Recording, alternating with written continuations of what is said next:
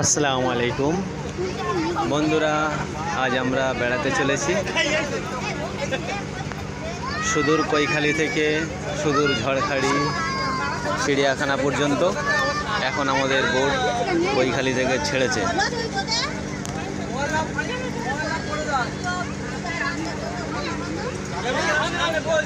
আল্লাহ তাআলার কি অপরিসীম নেয়ামত, সুন্দর সবুজ ভরা জঙ্গল, তার পাশে বিশাল চওড়া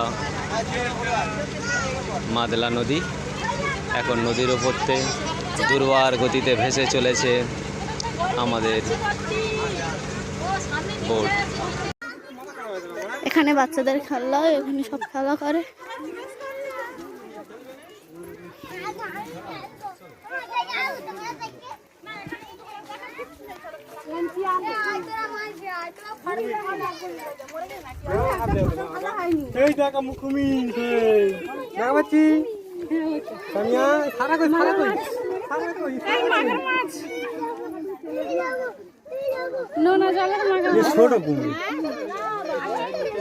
মরে গেছে চুপচাপ থাকে। সেই দেখ, সেই কুমির, সেই হ্যাঁ ঘুমাচ্ছে, সেই কুমির দেখেছি এমন। সেই তো সারা, সেই তো সেই সেই সেই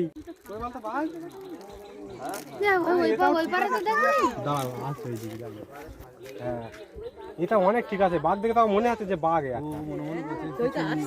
ভালোই শরীর আসতো। ওই একলা আরো অনেকটা আছে ওই ভিতরে। ডাকে না একবার ডাকি, ওর জন্যই কথাটা আরে আছে আর কিছু নেই। ছবি দেওয়া আছে ওই তখন ঠাকুরের আঁকার হয়েছে ওইগুলোর জন্য, শুধু ওইটাই, আর কিছু নেই। আর কিছু কথা বলছে না, কি বলতো ঘর ওস হইতে পারে। হ্যাঁ ওটা তো বাঘের জন্যই তো, ওরা লোক কথা বলছে তো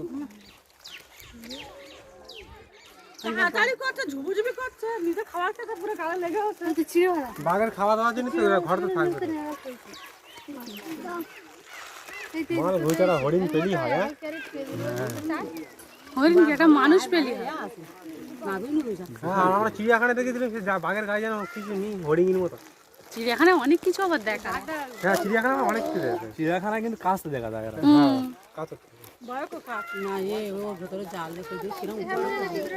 ডবল জাল দেয় না, কুমির একটাও দেখা পাই। দাও ওইদিক যাই, দিদি কুমির আছে তাহলে জয় এবারে বাঘ আর দেখতে হবে নি। চলো একটা জিনিস